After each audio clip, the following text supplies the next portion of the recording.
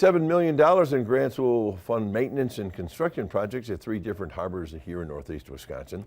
Money funded through the state's Harbor Assistance Program, which aims to help harbor communities maintain and improve water commerce. Fincantieri Marinette Marine, City Center LLC in Manitowoc, the Port of Green Bay, and the Fox River Port Development Site will all benefit from the grants. Improvements aim to help strengthen supply chain reliability, support waterborne freight, and assist with economic development in coastal communities. U.S. regulators